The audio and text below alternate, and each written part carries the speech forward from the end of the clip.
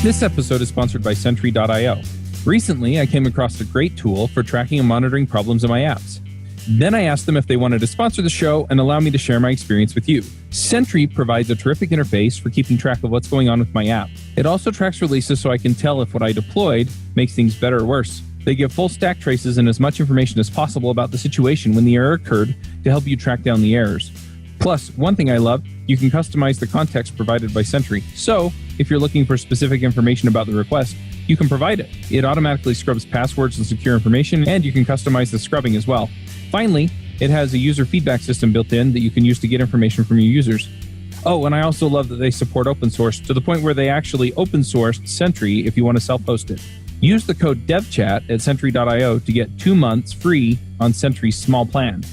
That's code DevChat at Sentry.io.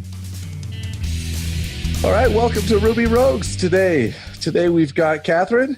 Hi. Dave. Hey, everyone. Eric. Hey! And our special guest is Eliav Lavi. Hi there. Except for it's not Lavi. What is it? Eliav?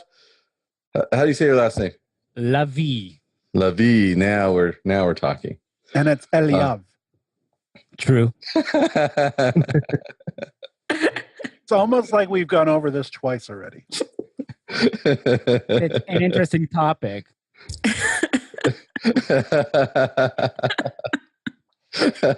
So today we're going to talk about other things. Dave, go ahead and take us from here. Yeah, so tell us a bit about yourself. What are you doing? Who do you work for? And what are some of the things that you've done in the community? Certainly. So I work for a company based in Tel Aviv and New York called Riskified, in which I'm a backend developer doing Ruby mostly, and recently some Scala. I'm not trained as a developer in my past. Like I studied music as just as Catherine. Yeah, so which is pretty neat. Best club ever. It's the best club ever. Yeah. Catherine is correct.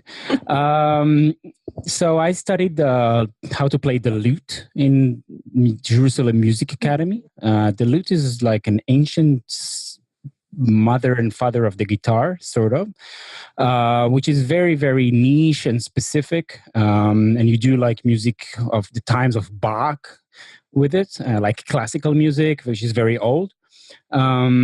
And I also sang, and I did all sort of musical stuff. But actually, I was like this nerd kid / whiz kid, like that fixed the computer for my dad and mom since like I was 4 or something, and in like the old PC that the family used to have. But then I like neglected it. Went to do music and did a lot of early music and popular music and da-da-da-da-da. And then I came a full circle with landing upon a job at Riskified, which was actually like my first day job in my life, sort of. I mean, musicianship is a job, but it's like more gigs. Yeah, Catherine, I see you understand me. Yeah, it's a different type of career. Yeah, it is. So yes, I did this for a long while, but it was kind of hard in Israel to actually make a decent living out of it. So I think that's pretty much everywhere. Unless it's like or very pronounced. Perhaps. Yeah, I hear that kind of complaint from musicians in the States as well and Europe as well. But we have our circumstances. So it's not a competition. Everybody deserves to be poor. All musicians do. Yeah, I'm sorry about that. If you take anything away from this week's episode. No, oh my gosh, that is a joke. Do not take that seriously. Yeah. Certainly not. Yeah, maybe we need to delete that one.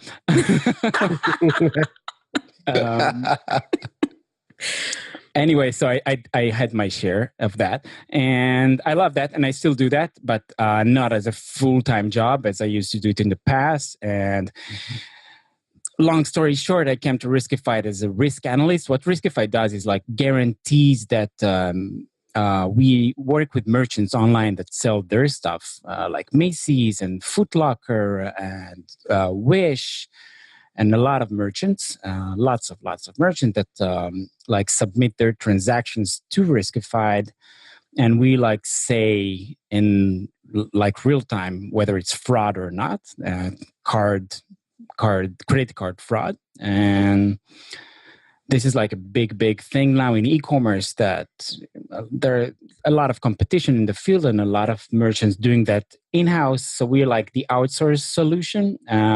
We're doing pretty well. So we're like been around for 5 years, and we're doing this with several big names, as I've mentioned before. And it's been going pretty well. But when I joined, it was a very small company. I think I'm like the 15th employee. And I started as a risk analyst with no experience in anything. And they just like were kind enough to take me on and give me the opportunity to just like screen transactions, whether they're fraud or not. And they taught me how to do that. And since it was a very small startup, you're getting exposed. I was getting exposed to lots of dev talk. And over the years, I was like stealing small chores from bigger devs and like saying, oh, I studied some Ruby. I can do that for you. Because the company, since it started on Ruby on Rails, which was pretty neat because it was relatively easy for me to get on board with that. And after some time, I did some Ruby and JavaScript jobs that nobody else wanted to do. And after some time, I told them, guys, I kind of want to be a dev. I know I don't have the education, but I want to do that. So they were awesome and told me, yeah, let's do that. So I've been doing that professionally in the last year and a half, since the beginning of 2017. And we have a very neat team of like Ruby lovers and enthusiastic that like does all that. And that's about how I got to my job. I love those types of stories. So you're completely self-taught and no school or anything. Oh, that's so impressive. Yeah, I like no school or anything, and no boot camp also. We don't do that much here. We started to do that in Israel recently, but it's not like big as in the US, the boot camp thing.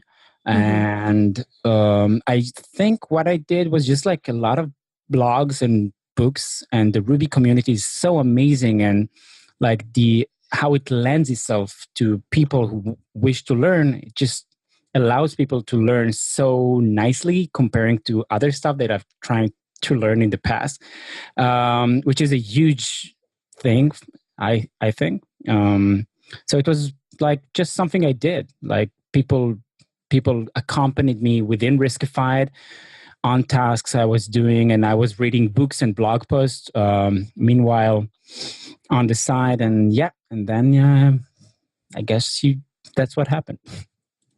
That's great. That's a great note to a lot of companies. If you have someone who wants to transition into dev, support them through that, and you will reap the rewards as they are with you. Yeah, I think it's a really cool notion to mention. Mm-hmm. What's the developer scene like in Israel? Is it a fair? Do you have like user groups out there where you meet up and all that stuff as well? Is it a fairly popular direction for career? Or I'm just curious. So there actually are a lot of devs around here, and there are conferences constantly, and newsletters and podcasts in Hebrew. And there actually are a lot of Ruby developers, because Rails is like, just like in the US or the rest of the world, it's pretty big for startups, or at least used to be. Now it's it's like the whole talk about like how people are supposedly going away from Ruby, but it's still pretty common to see Rails jobs, or not so much pure Ruby, I'd say, but Rails jobs are pretty common to find in the Israeli market, and alongside with lots of other programming languages, named mostly Java, Scala, JavaScript, lots of front end around here. So it's pretty active. It is. I've been recently. Riskified hosted some meetup about a Scala meetup, and it's funny because everybody in the room probably speaks Hebrew, but everything happens in English because it's just easier to talk dev in English in a way. So it creates like a funny mix. It's pretty interesting. I remember I was like not laughing, but I found it funny in a way and cute. I've always found it interesting when reading code. English it seems to be the common denominator across the world, except for maybe in core Ruby, where as I understand it, quite a bit of documentation is written in Japanese. So, good thing I know how to say "ikanekere narimasen," which means I need to go to the bathroom. So if I ever find that in the docs, I'm sure that's in the documentation a lot. Exactly what he's talking about. It's I think it's under the eject method, right? Oh my God. Comedy brought to you today by. He'll be here all week, folks. Wow. All right. So let's talk about the project that you've been working on, which is called Timeasure. Timeasure, yeah. Timeasure. Why don't you tell us a little bit about that? Of course. So I'll start with just like describing why did we need it and why did I create it? But the bottom line is, it's a gem that Riskified released. It's something that I worked on at Riskified for the company, and we needed a way to measure the runtime of code, of specifically methods in the Riskified code base in the main app that is a Rails app, as I mentioned. And we needed to have a very easy way to declare methods that we want to track the runtime in production, and not like in some neutral, non-realistic environment such as staging or playground or whatever you want to call it. And which is something that we think is very important, and one of the key things in Timeasure, that it's safe to use in production. And it basically just like, it's a very easy DSL. It's a very easy code DSL. I mean, we all probably know what DSL is. It's a very easy DSL to use, that you can just like say, hey, I want to track this method in this class, and voila, you have like within a certain transaction that you're working on, like some controller method that some route. You say route or route? So yeah, so if you have like some route, I'll stick to route. If you have some route that is important to you, and you have methods that are time critical that happens within that route, which is usually for us, it's not like it's big. We have like those big chunks of Ruby code that like it gets transactions and analyzes all the data within a certain transaction of a specific merchant, and it enriches the data. And there's a lot going on there. It's not just like your plain view that gets rendered easily. There's a lot of code and data sanitization and enrichment with external data sources. Lots of fun. So we wanted to know where do we spend most time, and we found out that like the obvious solution of just like starting to indent methods with curly braces and having to deploy just for that. Like, sorry, I'm not sure it's very clear. Like, I'll start over. We wanted to have a very, very easy way to declare which methods are crucial for us to the runtime of those methods. And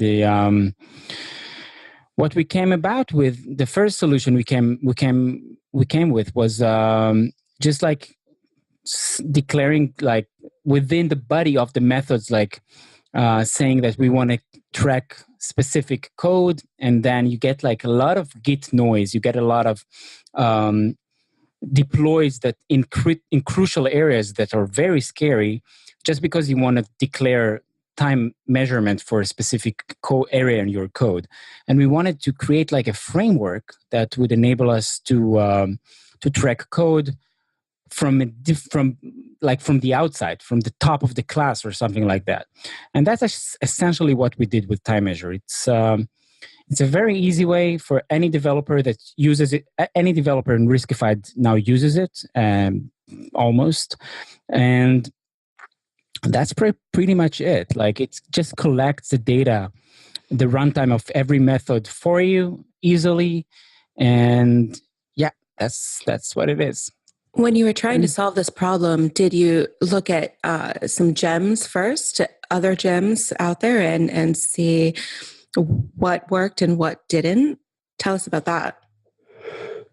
Yeah, of course. So we use New Relic, which is amazing and awesome, and we love it. And New Relic actually offers something a bit similar to that.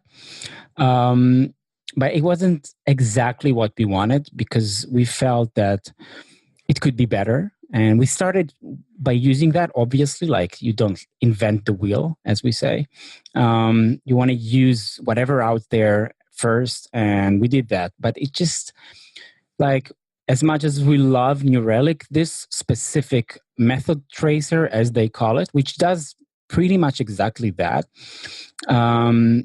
for several reasons, just like didn't work well enough for us. And we were feeling pretty adventurous about that, and we say, oh, I think we can like take that idea and like do that even better. So that's what happened. I took the adventure, because I felt, I don't know, I kind of like this kind of stuff, like seeing something and then like trying to improve it in a respectful way. But yeah, so that's what happened. So the data that you're gathering from your time measure, how is it stored? Does it just sort in a database, or does it log it off or ship it off to a third party so you can kind of get some graphs and dashboards? Or does it have a built-in web UI that you can kind of see a overview of your data? That's a great question, because one of the things that was crucial to us when we developed that was to separate the concern of collecting the measurements, which needs to be very, very light, because basically Timeasure interferes within the Ruby object model upon each method call. So you want to be very, very light. It's like middleware stuff. You want to be very, very light, not to slow down anything by your very measurement. And that's one aspect. And the other aspect is like what to do with all the collected measurements. So the first phase is actually just like every method call that is declared as tracked method is collected in memory, basically. And then at the end of the transaction, you get to choose what you want to do with that. And what we wanted to do with that is send it to New Relic Insights, which is just like BI tool that New Relic offers, which is awesome and very easy to work with. It looks beautiful. It has beautiful colors. It has like this query language that they came up with, which is very, very handy and very easy to use. And you can actually set up alerts from it. So like if something crucial happens and like suddenly some methods like going crazy, which is not something that we do, but you can do it. And we love it. We use it for many other things, but it's pretty like separate. Like it's the second phase of what you can do with Timeasure. And the basic thing is just like the DSL and the fact that you can easily. It's kind of hard to talk about without showing the code. But if you look at the example on GitHub, you see how much more elegant it looks than like the solution you'd come up with in 5 minutes. So if I can brag. You can definitely brag. It looks like a really cool gem. And to have something that can go up into production like that without slowing down your app is great.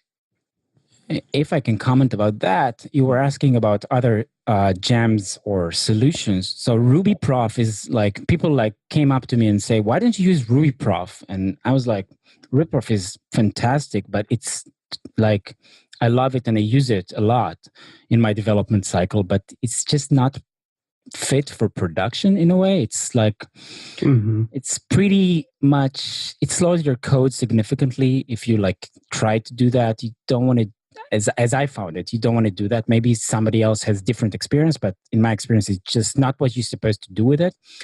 And measuring time in production is so different than measuring it in a neutral environment, because like your customers, our customers, can do so many things and they can surprise you in so many ways that you can never mock it and come up with just like something that is remotely similar to what you're going to get in production. Like production is wild.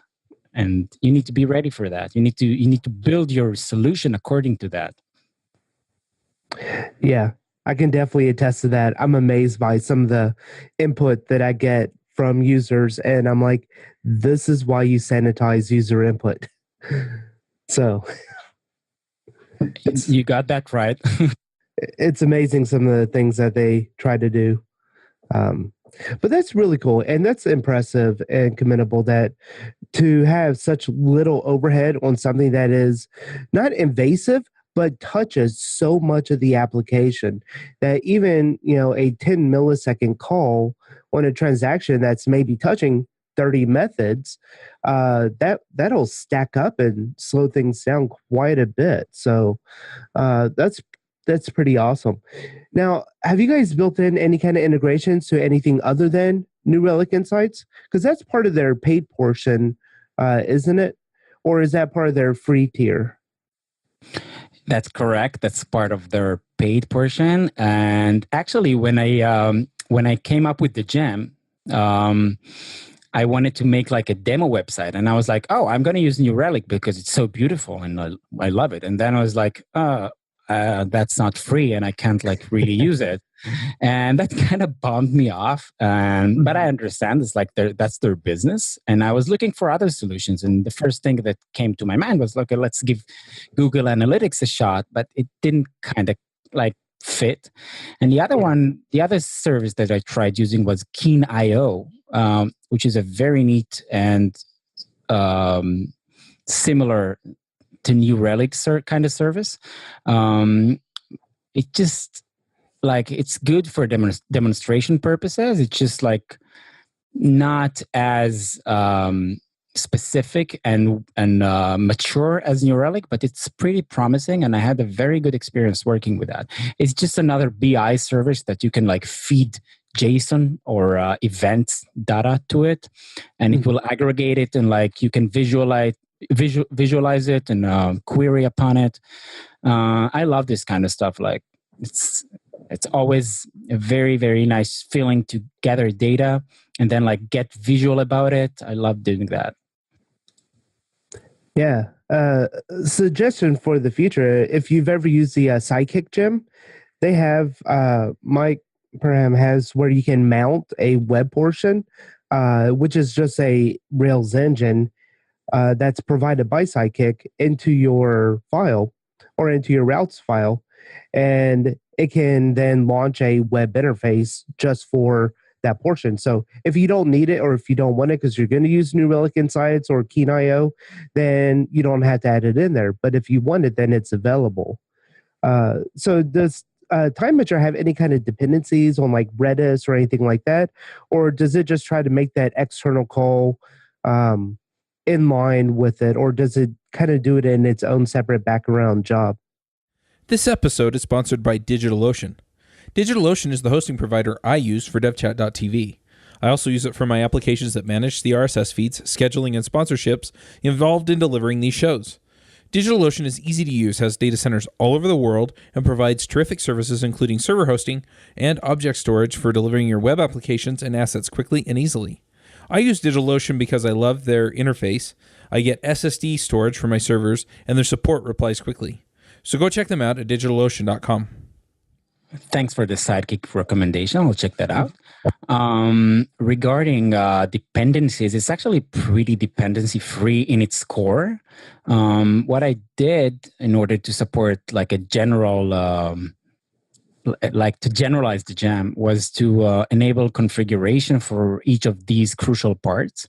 So, for example, you can choose to store that within the course of the transaction. You can define or configure Timeasure to store the data in Redis, which is what we do in Riskified. And you can use in memory if you want to.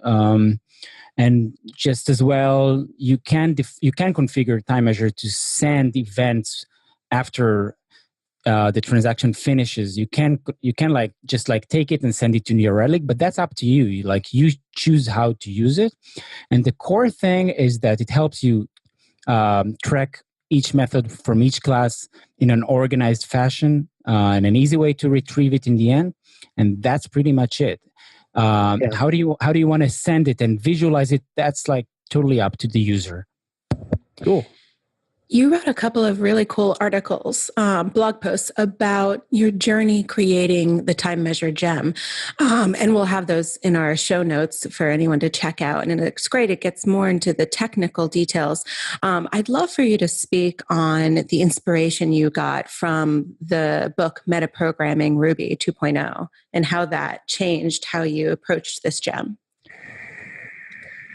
Certainly. So, as you mentioned, Paulo Perotta's book, Metaprogramming Ruby 2, was a major inspiration for me in creating Timeasure. And in general, it's a terrific book. And I've heard its name come up a few times in the past from several people, and it makes me happy because I think it's like if I had to choose one Ruby book, it would probably be this one, which it just talks about a pretty advanced topics in a way that is very accessible. It's very well written. The examples are terrific, and it's just fun to read.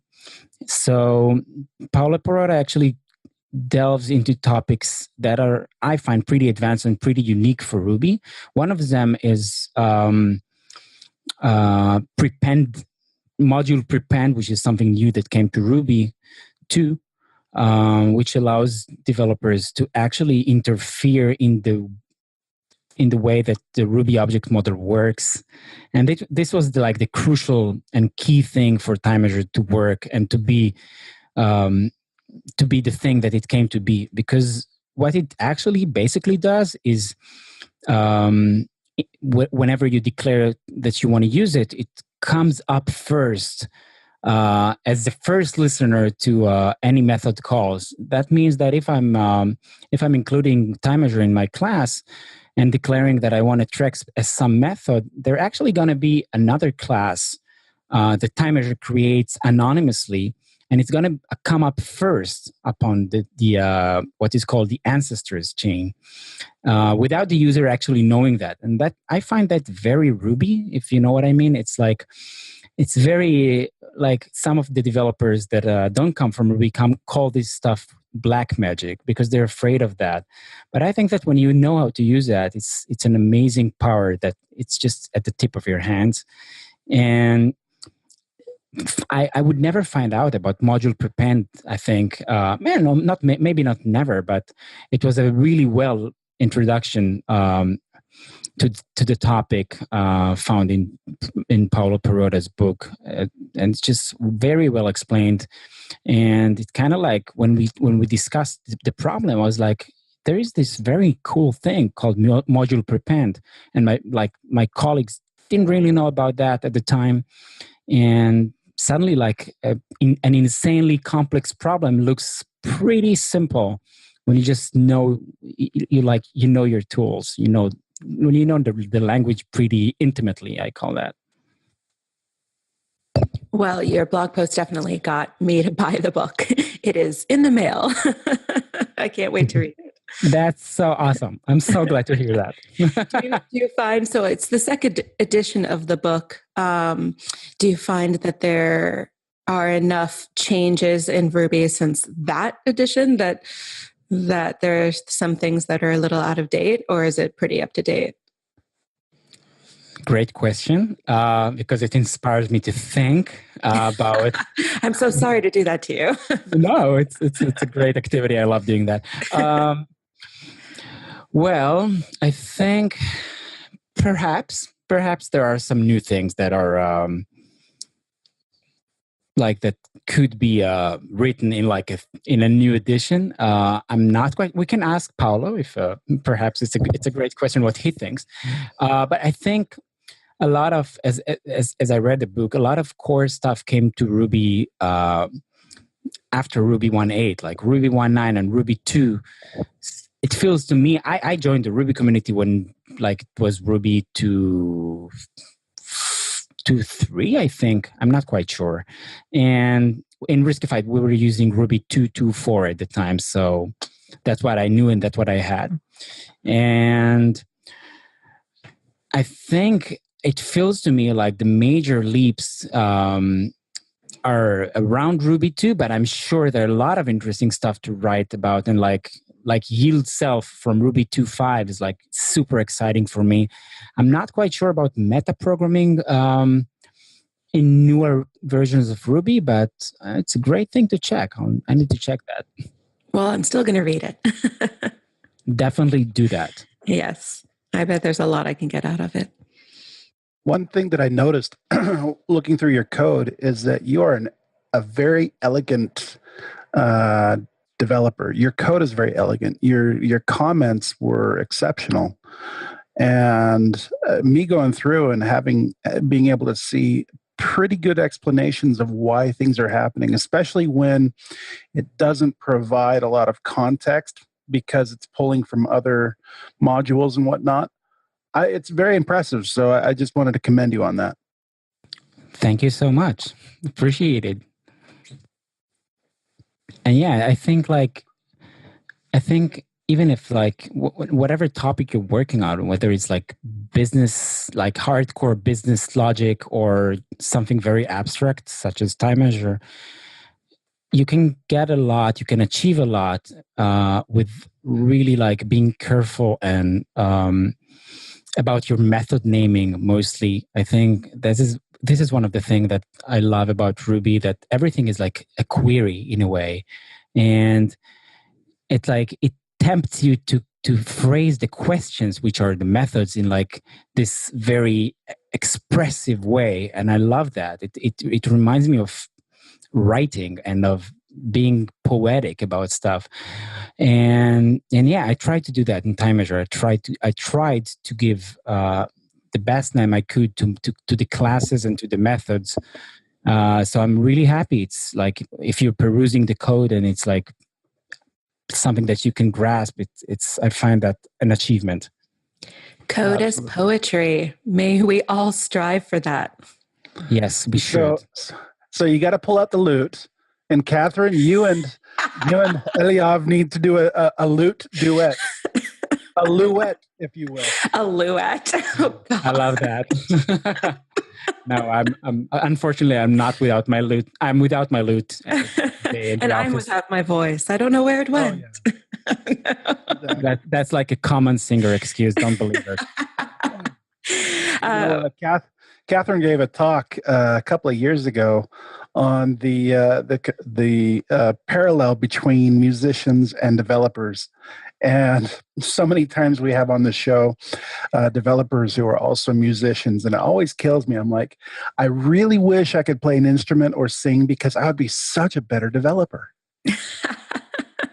Maybe, yeah. Yes. I mean, it's an interesting thesis. I think we talked about that before, that Catherine and I, that there are a lot of developers that are musicians, and I see that's in around me in Israel as well. I don't know if there's it helps in a way, but it certainly is it gives you a different perspective about life in general. And yeah, why not? You can learn the ukulele. It's pretty easy.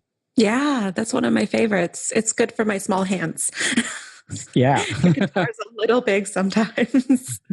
Yeah, ukulele is so easy to learn, and it's relatively inexpensive to buy. So yeah, go buy a ukulele. And it has a nice sound. Yes, it does. I've got. Oh, Eric Woo! is pulling out a Here's what I know. guitar. Very nice. I know. Yep. Hey, that was an in-tune chord, so way to go, Eric. I used an app. Nice. I use an app to tune mine as well. Yep. Ah, technology. Yep. Good go. Now I feel like we should do a song. Catherine, you should lead that. Is there a time measure song?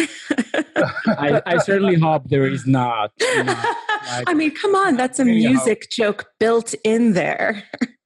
Like it's time measure in, 2/4 or 4/4 or 7/8. Sorry for anyone who doesn't get that joke. So lost. It's a funny musician joke. Yeah.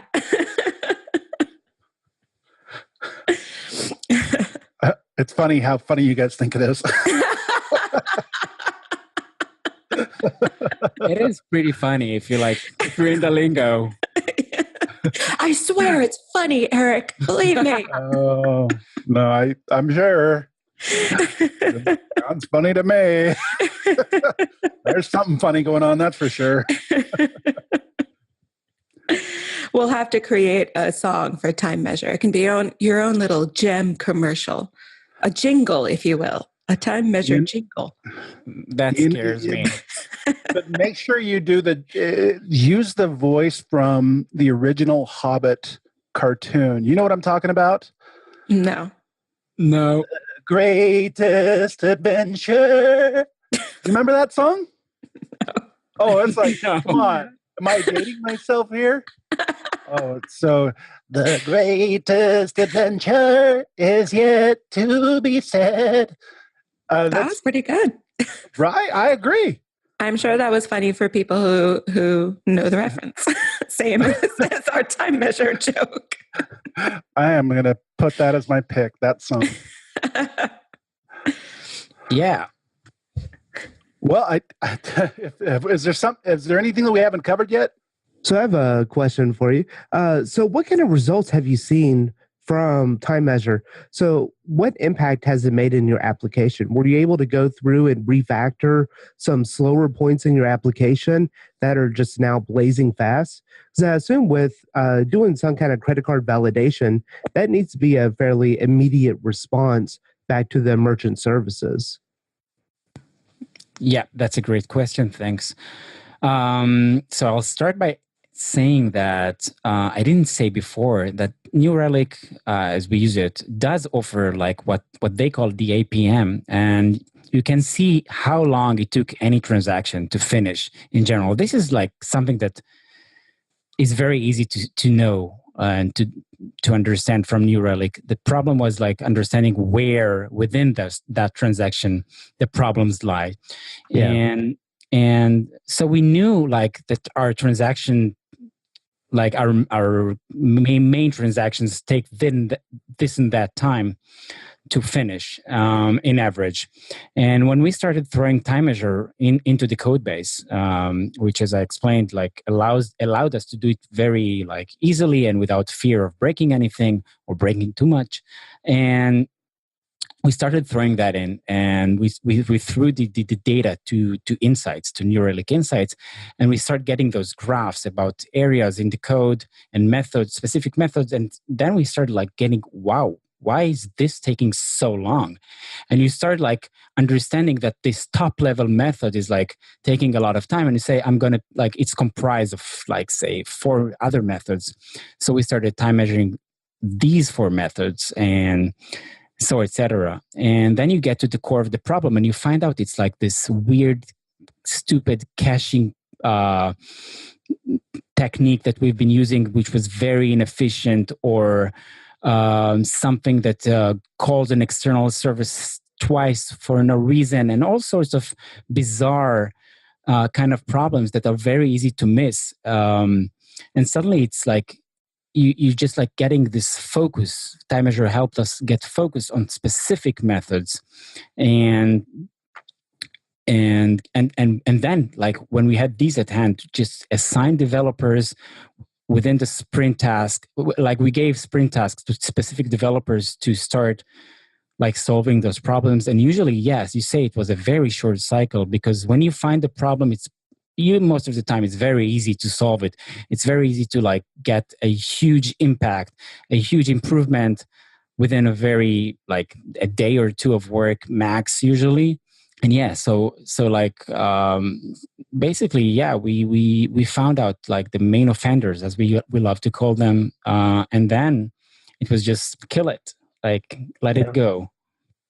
And we were pretty amazed at some of the stuff that we found. Like, and we take our code seriously, but sometimes the stuff that sneaks in is like surprising, and sometimes it's very hard. By the way, sometimes the stuff that we found was like triggered major refactors that we say, oh, okay, that's a big job. But many times it was like these small things, and like I dare you check your caching mechanism, because sometimes there was this thing with Rails cache that like exploded for some bizarre reason, and all sorts of like funny, I'd say, things that like just take a lot of time and for no reason.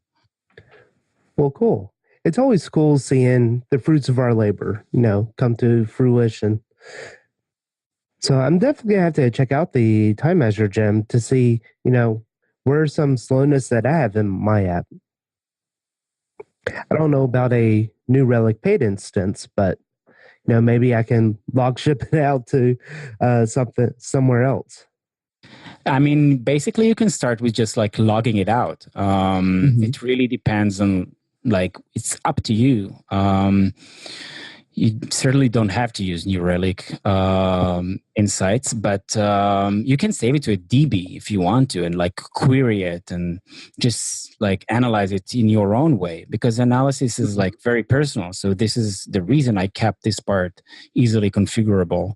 I didn't want it to decide for anybody how to use the data that I'm helping in getting. That's cool. Some assembly required. Like it. It kind of works out of the box in a way, but to get the most out of it, you will need to configure it. Yeah. Well, cool. Zay, do you have anything else? Anyone have any other questions? I'm covered on my end, I think. Awesome. Well, if people want to find you on the internet, on Twitter or GitHub, where do they go? So I have a blog on Medium, which is a great platform. I love it. It's just my name, Eliav Lavi, at Medium. And if you Google it, it's probably the first thing to come up. If you Google my name, the Timeasure Jam is published under Riskified's GitHub account, which is just github.com/Riskified. And you can, like, I encourage anybody to go up and look that up. And I'm sort of on Twitter. I don't do that a lot. It's not so big in Israel as it is in the States, but we do that a bit. So yeah, I'm on Twitter just with my name as well. And that's pretty much my social media appearance. Awesome. Well, thank you for being on the show. And I guess let's move on to some picks. Do you run your own freelance business? Or maybe you're thinking about picking up some business on the side? Well, then you need FreshBooks. FreshBooks is the quickest and easiest way to get invoices out to your clients. It's easy to use. It works anywhere, available from any device, on the desktop, iPhone, iPad, Android, and all of your data is backed up and secure. And it makes it really easy to get organized and get paid. You'll be tracking time, logging expenses, and invoicing your clients in no time. You can also save time billing, freeing up several days per month to focus on the work that you love, and you get paid faster. FreshBooks customers are paid on average 5 days faster because there's a link on the invoice that says "Pay me now." And it's a great way to grow your business. Plus, FreshBooks is offering a 30-day trial. That's right, 30-day trial if you try them out. So go to gofreshbooks.com/devchat and enter devchat in the How Did You Hear About Us section. Once again, for a 30-day trial, go to gofreshbooks.com/devchat and enter devchat in the How Did You Hear About Us section. David, do you have picks? I do. I've got this Medium article I've just really been enjoying, just talking about our lives kind of as the hero's journey, thinking about whether or not we're doing well. And it's a good read. It's just let us see kind of how to keep working, on problems. So make your life a story worth reading. I'll share that link. Awesome. And Catherine? Yeah. So my pick this week is a book that I read called Women in Tech, Take Your Career to the Next Level. It's by Tara Wheeler. And it's got some great practical advice from anything from building your first resume to building your freelance company and, all the logistics that go into that. And as well as it has some inspiring stories. So I think it's really good for someone just getting into the career as well as for somebody that's taking their career to the next level. So I really recommend it. Awesome. And Eric? My pick today is golf. It helps old people feel athletic. I thought this was what bowling was for.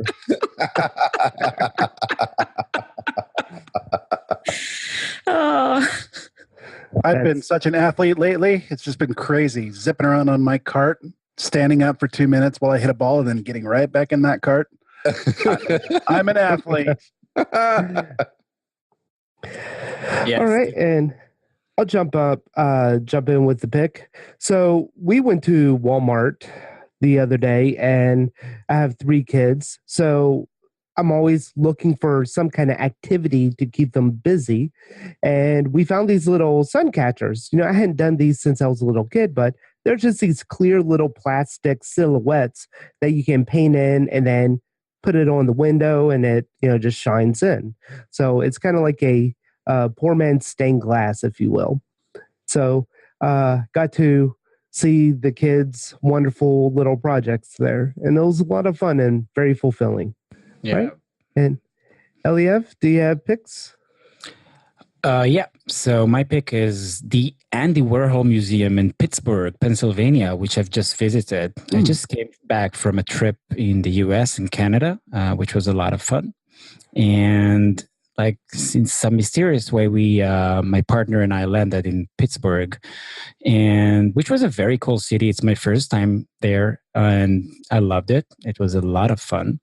And the thing is that I thought I don't like Andy Warhol. I like art a lot, but I thought I don't like Andy Warhol. And this museum just like proved to me that it's all a matter of how do you put stuff up and how do you make stuff look like. And suddenly I'm like, oh my God, I love this. I want to see more of this guy. So yeah, it's a really cool place. Go see that if you're in Pittsburgh, Pennsylvania. Cool. Well, thank you for being on the show today. Thank you for hosting me. Yeah, and we will see you around. Thank you, guys. It's been a lot of fun. Bye. Bye. Take care, everyone. Bye-bye. Thank you. Bandwidth for this segment is provided by CacheFly, the world's fastest CDN. Deliver your content fast with CacheFly. Visit CACHEFLY.com to learn more.